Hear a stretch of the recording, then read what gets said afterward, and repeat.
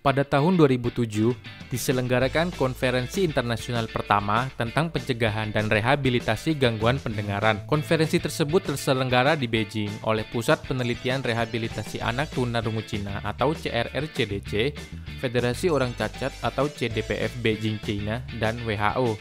Hasil konferensi tersebut yaitu Deklarasi Beijing dan penetapan tanggal 3 Maret sebagai International Ear Care Day. Tanggal 3 dipilih sebab bentuk angka 3 merepresentasikan atau berkaitan dengan bentuk telinga. Sehingga sejak saat itu Hari Kesehatan Telinga dan Pendengaran Sedunia diperingati setiap tanggal 3 Maret.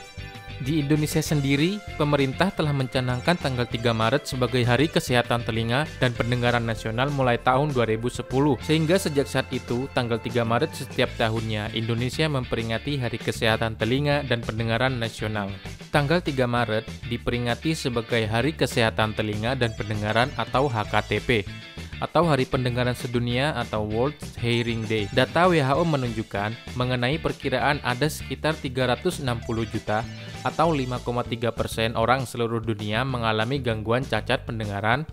328 juta atau 91% diantaranya adalah orang dewasa, atau 183 juta laki-laki, 145 juta perempuan, dan 32 juta atau 9% adalah anak-anak.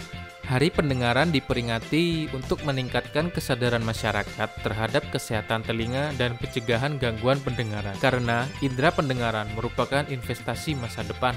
Gangguan indera pendengaran akan mengakibatkan gangguan komunikasi. Pada anak akan menyebabkan gangguan penyerapan ilmu serta pembinaan masa depan.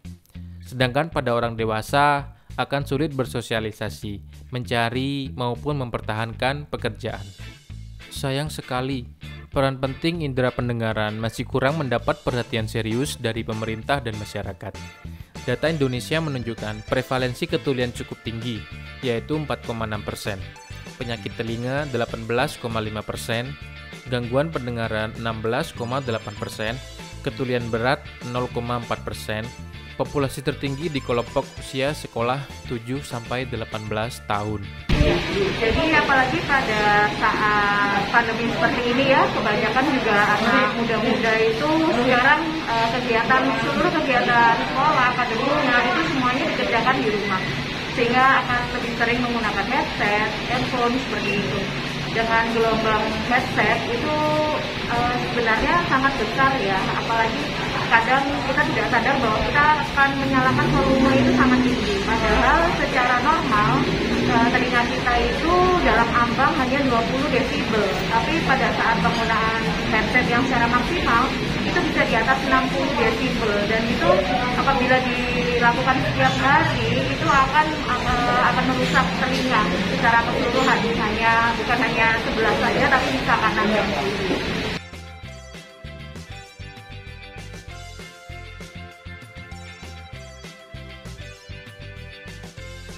Selain itu, menurut WHO, bila tidak segera ditangani, pada tahun 2030 diperkirakan sebanyak 630 juta orang telah mengalami gangguan pendengaran.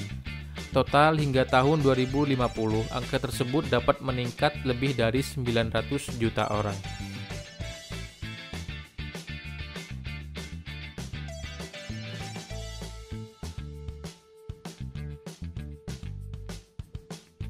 Jadi untuk menjaga kesehatan telinga ya dalam hal ini sebagai salah satu fungsi indera kita sebagai pendengaran ya, yang terbanyak, yang lebih penting adalah menjaga pendengaran kita itu selalu normal. Itu yang penting. Terus yang kedua, penggunaan headset terutama pada anak-anak, remaja, bahkan yang dewasa juga. Penggunaan headset yang terus-menerus akan mengganggu saraf pendengarannya. Yang ketiga tentang kesehatan telinga yang biasa dilakukan oleh masyarakat, terutama sering menggunakan cotton bud untuk membersihkan telinga. Ya, maksudnya itu kegiatan untuk membersihkan telinga. Itu salah biasanya. Mereka selalu merasa ingin telinganya bersih. Peningkatan angka gangguan pendengaran di seluruh dunia disebabkan beberapa faktor, antara lain meningkatnya populasi global, dan meningkatnya proporsi populasi lanjut usia. Tahun 2021, tema yang diusung adalah peduli pendengaran untuk kita semua. Telinga sehat berawal dari telinga yang bersih dan pendengaran yang baik. Pendengaran yang sehat akan meningkatkan kualitas hidup untuk mencapai kebahagiaan. World Health Organization atau WHO melaporkan bahwa mendengarkan musik yang terlalu besar akan membuat Anda kehilangan pendengaran. WHO melaporkan bahwa lebih dari 1,1 juta orang berusia 12-35 tahun berisiko kehilangan pendengaran karena hal ini.